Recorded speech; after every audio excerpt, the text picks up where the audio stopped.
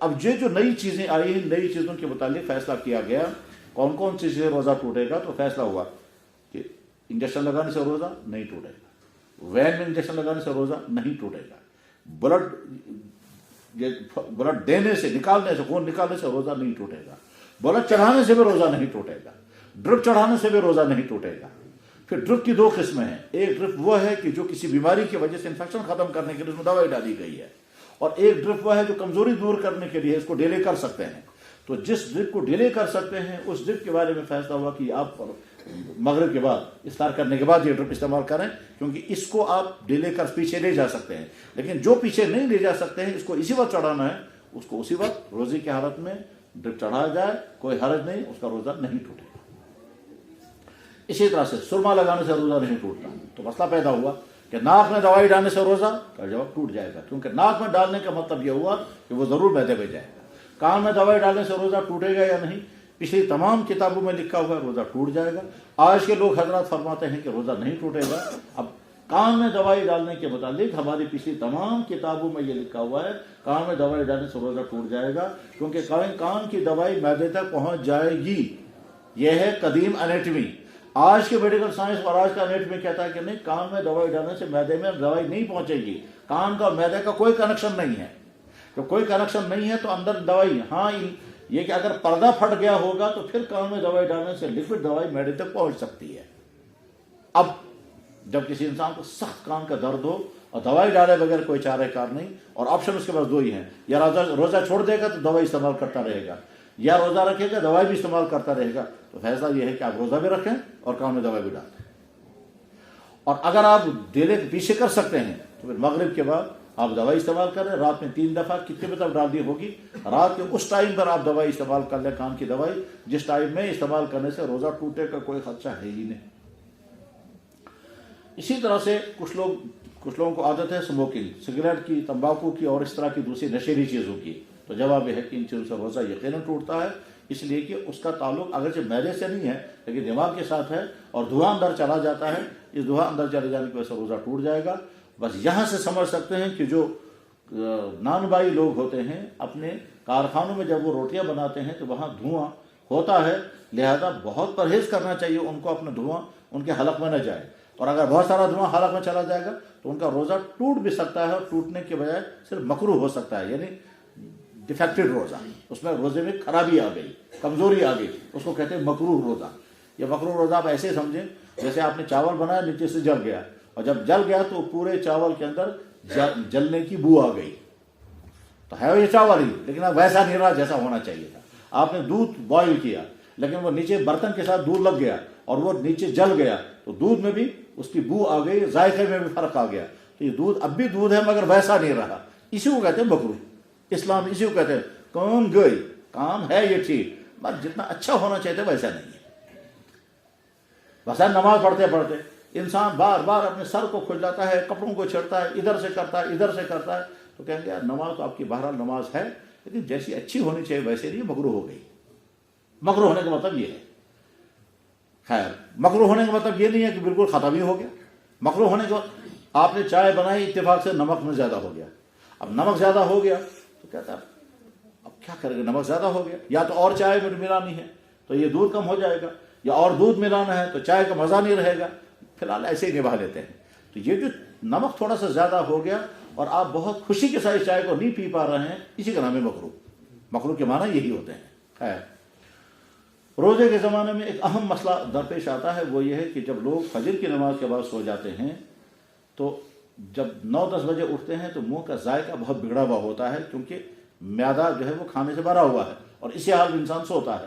تو منہ کا ذائقہ عام طور پہ بگڑا ہوا ہوتا ہے، اور اس وقت جی چاہتا ہے برش کرے، اس وقت جی چاہتا ہے پیسٹ والا برش کرے. تو کیا پیسٹ والا برش کر سکتے ہیں یا نہیں؟ جواب ہے پیسٹ والے برش کرنے سے روزہ بالکل نہیں ٹوٹے گا، لیکن بہتر بھی نہیں.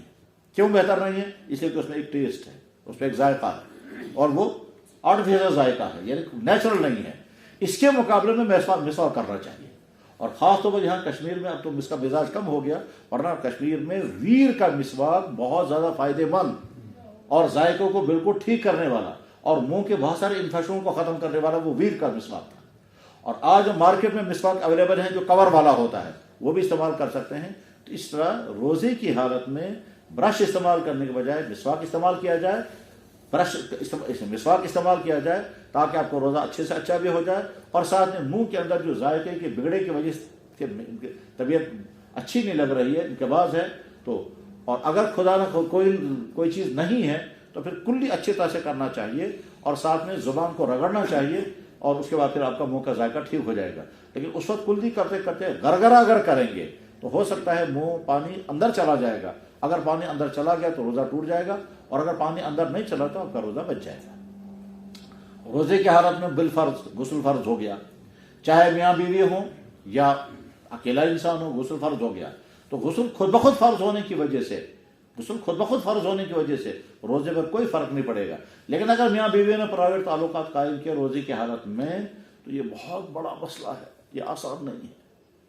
اس مسئلے کے نتیجے میں کیا ہوگا، آپ کا یہ روزہ بھی ٹوٹ جائے گا، ایک تو یہ روزہ بعد میں رکھنا پڑے گا، اور ساتھ میں جرمانے میں 2 مہینے کے لگاتار روزے رکھنے، اور اس میں معافی نہیں ہے، 2 مہینے لگاتار روزے رکھنے ہوں گے اس کی وجہ سے۔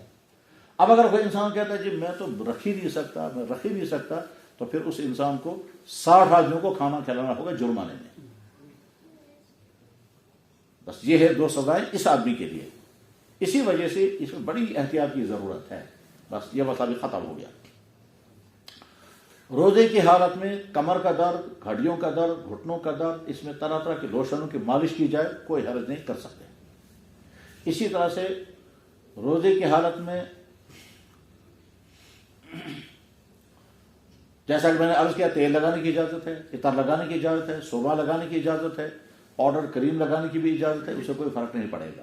اور گھر کے کچن کے اندر جو خواتین کام کرتی ہیں اور ان کو کھانا تیار کرنا ہوتا ہے تو میٹھے کا ذائقہ، نمک کا ذائقہ چکھنے کی ضرورت ہے، تو اس لیے ان کو ذائقہ چکھنے کی اجازت ہے، نمک برابر ہے یا نہیں، پھیرنی بنا رہی ہیں تو میٹھا برابر ہے یا نہیں، اور کوئی جو چیز جیسی بنا رہی ہوں ان کو ذائقہ چکھنے کی اجازت ہے، اور یہ اسلام نے ان کو اجازت دی ہے۔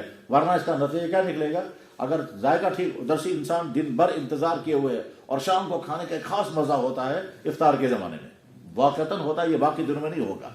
اور حدیث میں بھی ہے للصائم فرحتان، کہ روزے دار کے لیے 2 خوشیوں کے وقت آتے ہیں، ایک شام کو جب افطار کرتا ہے، کتنی خوشی کے ساتھ اب یہ بھی کھائیں گے، اور بہت ذائقہ، بہت لطف آتا ہے۔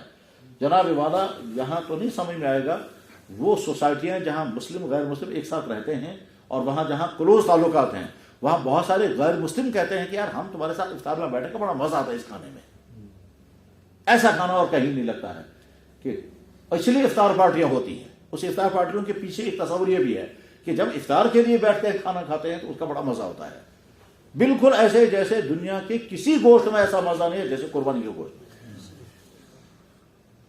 کوئی گوشت اس طرح سے ڈائجسٹ نہیں ہوگا جیسے قربانی کا گوشت، بلکہ بعض جگہ تو یہ بھی لکھا ہوا کہ آپ قربانی کا گوشت کتنا ہی کھاؤ بد ہضمی نہیں ہوگی۔ لیکن اب اس کے معنی یہ بھی نہیں ہے کہ ہم جو ہے وہ 5-7 کلو ایک ہی ساتھ کھانے لگے، ضابطہ تو ضابطہ ہی ہے۔ خیر، تو شام کو جو کھانے کے لیے اب بہت شوق کے ساتھ سارے گھر والے بیٹھے ہوئے ہیں اور اسے پتا چلا نمک ہی ٹھیک نہیں، تو ایک دم موڈ سب کا خراب ہو جائے گا، اور اگر کوئی تیز مزاج شوہر ہوں گے تو وہ بد کلامی بھی کریں گے۔ تو اس ماحول کو بچانے کے لیے اسلام نے عورت کو اجازت دی، آپ چکھو ذائقہ دار بنا یا نہیں، ذائقہ ٹھیک ہوا، نمک ٹھیک ہوا، مرچ زیادہ تو نہیں ہوئی، میٹھا ٹھیک ہوا، اس کے لیے شربت بنائی جا رہی ہے اس میں، تو چکھنے کی اسلام نے اجازت دی۔ بس مسئلہ یہ بھی ختم ہو گیا۔ اس کے بعد ایک دلچسپ مسئلہ اور سن لیجیے۔ ایک انسان یاد ہے اسے کہ میں نے روزہ رکھا اور میں روزے کی حالت میں ہوں، اس کے بعد پھر ایک پانی کا چمچہ اس نے پی لیا، آخدان تریش، 1 گھونٹ پانی پی لیا، روزہ ٹوٹ، کیونکہ اسے یاد ہے اور جان بوجھ کر گیا۔ لیکن دوسرے انسان کو خیال ہی نہیں رہا کہ میں روزے سے ہوں، اور بھول گیا اور پیٹ بھر کر کے پانی پیا یا پیٹ بھر کر کے کھانا کھایا، تو اس کا روزہ نہیں ٹوٹا، حالانکہ اس کو صرف 1 چمچہ 1 گھونٹ پانی ملا ہے جس سے اس کی پیاس نہیں بجھی، لیکن انٹینشن اس کا یہ تھا کہ میں روزے سے ہوں، پھر اس نے روزہ پانی پیا تو روزہ ٹوٹ گیا، اور اس شخص کو خیال ہی نہیں رہا، اب بالکل ذہن میں نہیں آیا۔ اور ایسا ہوگا زندگی میں، کبھی نہ کبھی ایسا ہوگا کہ آپ کھا چکے پھر یاد آئے گا میرا تو روزہ تھا۔ تو مجھے خود اپنے بارے میں یاد ہے کہ میں نے جب پہلا روزہ رکھا ہے پہلا روزہ میں سکون میں پڑھتا تھا دوسری یا تیسری کلاس میں، تو اب ٹھیک 4 بجے جب چھٹی ہوئی تو بجائے اس کے کہ میں گھر جاؤں گا، میں سیدھے چشمے پر گیا اور پیٹ بھر کر کے پانی پیا. پیٹ بھر کے پانی پینے کے بعد کہا میں نے صبح سے اب تک کیوں نہیں کھایا تھا، میں روزے سے تھا تو اب کیوں کھایا. بس ہو گیا، میں پریشان کہ صبح سے اب تک میں نے اس لیے نہیں کھاتا، روزہ تھا، اب کیوں میں نے پیا، اب پریشانی ہو گئی. جب بہرحال واپس آ گیا تو والد سے کہا، میں نے کہا جی ایسا ہو گیا کیا کریں گے، وہ تو بہت بڑا جرم ہو گیا اور پہلا زندگی کا روزہ اور پہلے روزے کو میں نے خراب کر دیا. تو بالکل رونے کی جیسی حالت ہے. تو انہوں نے کہا بابا گھبرانے کی بات نہیں، یہ تو اللہ نے تم کو پانی پلا دیا. یہ جملہ انہوں نے بولا، بعد میں یہ حدیث میں نکلا کہ جب کوئی بھوکے کی حالت میں اگر کھانا شروع کر دے اور آپ دیکھ رہے ہیں اس کو خیال نہیں رہا روزے میں، اگر وہ بوڑھا انسان ہو تو تھوڑا کھانے دو. جب 2-4 روز میں کھا چکے گے پھر بتاؤ کہ روزہ تو نہیں آپ کا. اور اگر جوان انسان ہے تو اس کو شروع میں بتا سکتے ہیں. لیکن بہرحال اسلامی قانون ہے کہ آپ نے بھول کر کے کھایا، چاہے پیٹ بھر کر کے کھایا تو روزہ نہیں ٹوٹا، اور اگر یاد کر کے کھایا تو جان بوجھ کر کھایا تو روزہ ٹوٹ جائے گا. اس کے بعد جب جان بوجھ کر کے انسان کھاتا ہے تو اس کی 2 حالتیں ہیں. کوئی مجبوری کھانے کی نہیں، کوئی پریشانی کھانے کی نہیں ہے، پھر بھی چلو کھاؤں گا. کوئی پینے کی مجبوری نہیں، پھر بھی پیوں گا. تو اس انسان کو وہی سزا ہے. یہ روزہ دوبارہ رکھنا پڑے گا اور ساتھ میں 60 دن کے وزیر جرمانے میں رکھنا پڑے گا. تم نے اپنا روزہ جان بوجھ کر کیوں توڑا؟ اور اگر کوئی انسان ایسی حالت میں پہنچ گیا کہ وہ خطرے میں پہنچ گیا، جان کو خطرہ ہو گیا، تو اسے اسلام اجازت دیتا ہے کہ جان بچانے کے لیے اس کو کھلاؤ کچھ، اس کی جان بچانے کے لیے اس کو کچھ نہ کچھ پلاؤ. تو وہ جان بچانے کا مسئلہ بالکل الگ ہے اور نارمل حالت میں اپنے روزہ توڑنے کا مسئلہ بالکل الگ ہے. جناب رسول اللہ صلی اللہ علیہ وسلم کی خدمت میں صحابی حاضر ہوئے. کہا کہ یا رسول اللہ ہلکت، میں برباد ہو گیا. آپ نے فرمایا کیا ہو گیا؟ کہنے لگا یا رسول اللہ میں برباد ہو گیا. آپ نے پوچھا کیا ہو گیا؟ کہنے لگا وقعت علی امراتی، میں قابو نہیں رکھ سکا اور اپنی بیوی سے میں نے پرائیویٹ ملاقات کر لی. ٹھیک. آپ نے فرمایا علیک صوم شہرین، تیرے ذمہ 2 مہینوں کے روزے لازم. تو اس نے کہا یا رسول اللہ میں تو 1 دن برداشت نہیں کر سکا تو 2 مہینے کہاں کر سکوں گا؟ تو آپ نے فرمایا پھر علیک ست، علیک تمہارے ذمہ 60 مسکین من طعام، 60 آدمیوں کا کھانا کھلانا تمہارے ذمہ لازم ہے. اس نے کہا یا رسول اللہ میرے پاس تو کچھ ہے ہی نہیں، میں دوں گا کہاں سے؟ اور یہ کہہ کر وہ بیٹھ گیا. اب وہ پہلا کام بھی کرنے کو تیار نہیں اور دوسرا کام کرنے کی اس کے بعد پوزیشن نہیں. پہلا کام کے بارے میں سے کہا میں تو 1 دن برداشت نہیں کر سکا تو 60 دن لگاتار کہاں روزہ رہوں. یعنی گویا اس کی حالت یہ ہے کہ شاید وہ دن اور رات میں نہ جانے کتنی مرتبہ اپنی ضرورت پوری کرتے ہوں گے. یہ حالت اس شخص کی ہے اور ایسا ہوتا تھا عربوں کے. تو ان کے ہاں دن اور رات میں کوئی فرق نہیں. اور جیسے ہم سخت گرمیوں میں بار بار پانی پیتے ہیں اس طرح سے ان کی حالت رہتی ہوگی. تو اس نے کہا جہاں حضرت میں تو 1 دن برداشت نہیں کر پایا، کنٹرول نہیں کر سکتا، تو 60 دن لگاتار کہاں کر پاؤں گا؟ پھر آپ نے فرمایا 60 مسکینوں کو کھانا کھلاؤ، 60 مسکینہ. تو اس نے کہا میرے پاس تو کچھ ہے ہی نہیں. اب وہ بیٹھا رہا. اتنے میں کوئی دوسرے صاحب آگے اور انہوں نے پوری بوری لائی.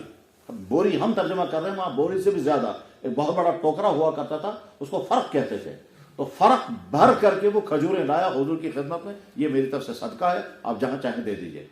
تو اللہ کے نبی ایسا فرما دیکھو تمہارا انتظام ہو گیا، اب یہ لے جا کر کے تقسیم کرو غریبوں میں. تو انہوں نے کہا یا رسول اللہ مجھ سے زیادہ غریب تو ہے ہی نہیں یہاں پہ.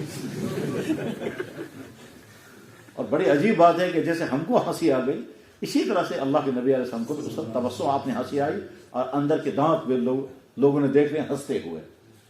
بالکل جیسے ہم کو یہ سن کر کے ہنسی آئی جب اس شخص نے کہا حضرت مجھ سے بڑا غریب تو ہے ہی نہیں یہاں کوئی.